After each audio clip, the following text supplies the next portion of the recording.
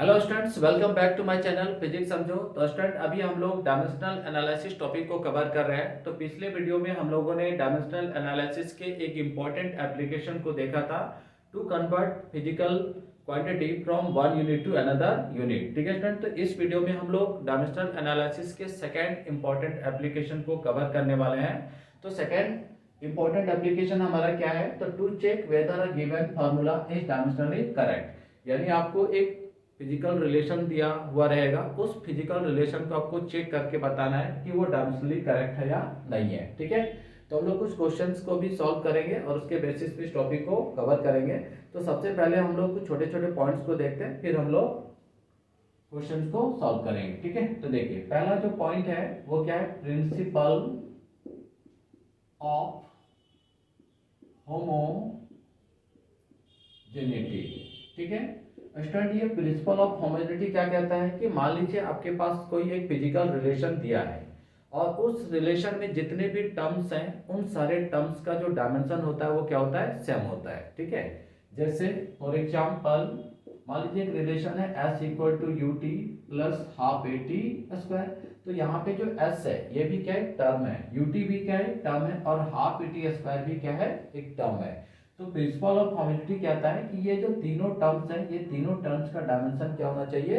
Same होना चाहिए। ठीक है, यानी आप बोल सकते हैं कि dimension of left hand side equal to क्या होना चाहिए? Dimension of right hand side होना चाहिए। ठीक है, तो चलिए पहले लिख लेते हैं क्या है प्रिंसिपल ऑफ होमोजेनिटी। तो कहता है all the terms of any physical relation are having same dimensions। ठीक है, क्या बोल रहा है? All the terms of any physical relation are having same dimension. यानी कहने का मतलब है dimension of LHS equal to dimension of RHS। ठीक है, डायमेंशन ऑफ LHS किसके बराबर होगा? डायमेंशन ऑफ LHS के, यानी डायमेंशन ऑफ LHS जो है वो डायमेंशन ऑफ RHS के बराबर होगा। ये कहना है किसका? प्रिंसिपल ऑफ होमोजेनिटी का। ठीक है, एक और टर्म देखते हैं, one quantity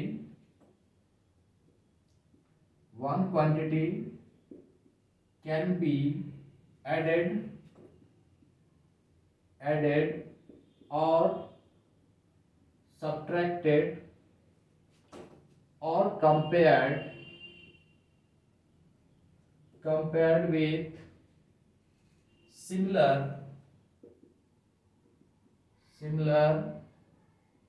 quantity only and give rise to similar quantity.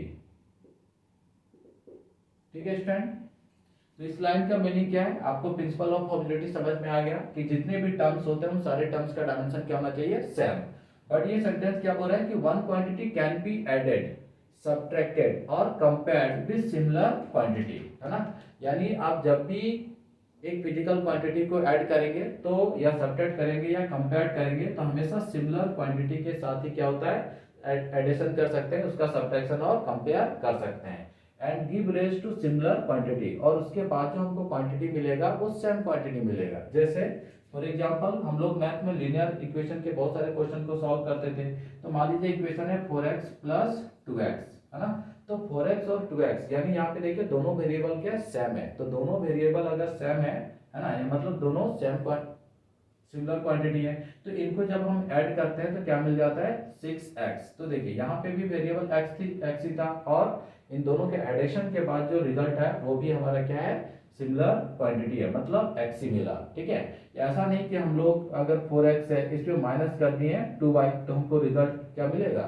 तो ऐसा हम लोग नहीं कर सकते। सिमिलर क्वांटिटी में ही क्या होता है? एडिशन होता है, या सिमिलर क्वांटिटी में ही सब्ट्रैक्शन होता है। यहाँ पे हम लोग 4x में -2y को सब्ट्रैक्ट नहीं कर सकते हैं। क्यों? क्योंकि x एक अलग फिजिकल क्वांटिटी है और y यहाँ पे क्या है, एक अलग फिजिकल क्वांटिटी है। तो जब भी हम क्वांटिटी को ऐड सब्ट्रैक्ट या कंपेयर करेंगे तो हमेशा सिमिलर क्वांटिटी को ही हम एडिशन सब्ट्रैक्शन और कंपेयर करते हैं और उसके बाद जो रिजल्ट मिलता है वो सेम क्वांटिटी ही मिलता है। जैसे एक और एग्जांपल समझते हैं, मान लीजिए हमारे पास फोर्स है और यहाँ पे फिर प्लस क्या कर दिए, फोर्स कर दिए, ठीक है।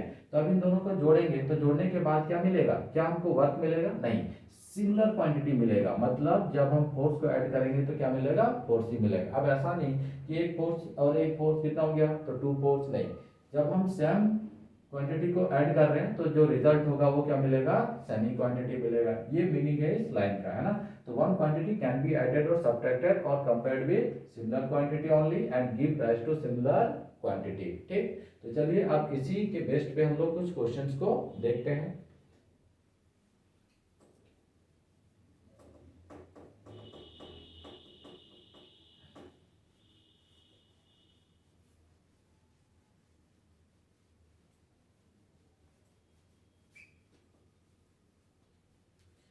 ठीक है स्टूडेंट, तो अब हम लोग को चेक करके बताना है कि जो गिवन फॉर्मूला है वो डायमेंशनली करेक्ट है या नहीं है, ठीक है।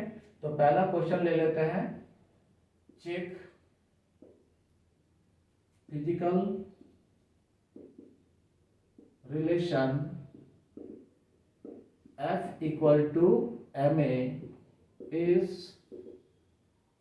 dimensionally correct, ठीक है। तो check physical relation F equal to m is dimensionally correct, clear student. तो सबसे पहले हम लोग क्या करेंगे, हमारे पास जो फिजिकल रिलेशन है वो क्या है, F इक्वल टू एम है।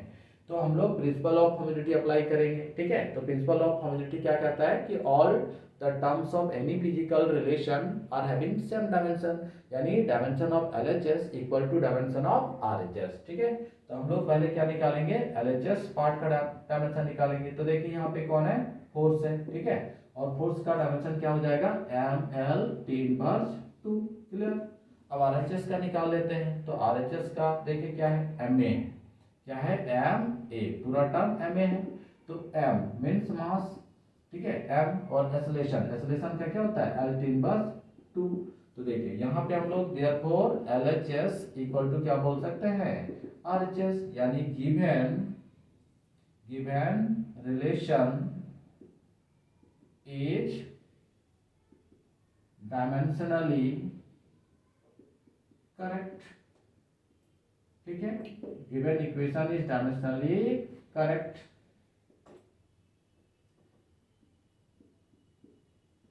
Clear student.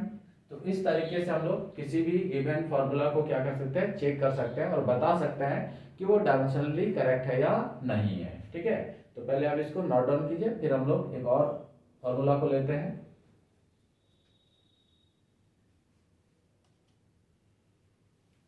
चलिए तो नेक्स्ट क्वेश्चन देखते हैं।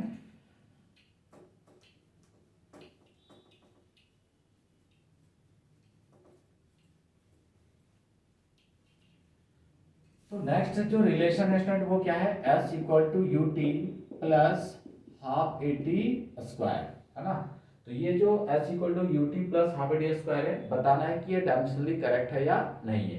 तो हम लोग क्या कर सकते हैं, अलग अलग टर्म्स का भी डायमेंशन निकाल सकते हैं, या फिर हम लोग LHS और RHS दोनों पार्ट का निकालेंगे और उसको फिर कंपेयर कर लेंगे, ठीक है। तो हम लोग क्या करते हैं, LHS, अब देखिए LHS में कौन है, S है, और S मीन्स डिस्टेंस, तो इसका डायमेंशन क्या हो जाएगा, L हो जाएगा।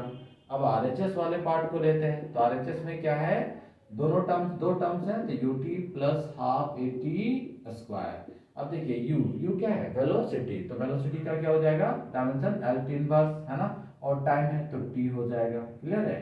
प्लस हाफ ये जो नंबर है ना, तो नंबर का कोई डायमेंशन नहीं होता है तो उसको छोड़ देंगे। अब ए एक्सेलरेशन, तो एक्सेलरेशन का क्या होगा, L T इनवर्स 2, और T क्या है, टाइम, है ना, और इसका पावर कितना है 2। तो देखिए माइनस प्लस ये दोनों कट जाएगा और यहाँ पे भी क्या होगा, दोनों कट जाएगा। तो यहाँ पे क्या मिला, L प्लस क्या हो जाएगा, L, ठीक है।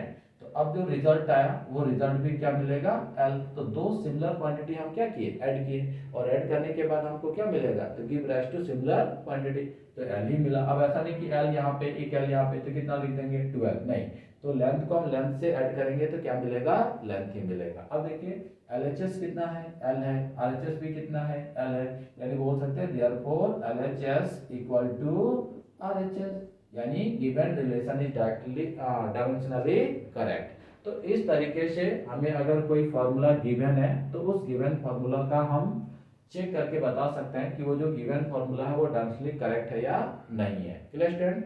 तो नेक्स्ट जो वीडियो होगा वो किस पे बेस्ड होगा, डायमेंशनल एनालिसिस के थर्ड एप्लीकेशन पे। क्लियर है? तो आप और भी बहुत सारे क्वेश्चंस आपको मिलेंगे, तो उन क्वेश्चंस को इस तरह से सॉल्व कीजिए और चेक कीजिए कि वो डायमेंशनली करेक्ट है या नहीं है। ठीक है स्टूडेंट?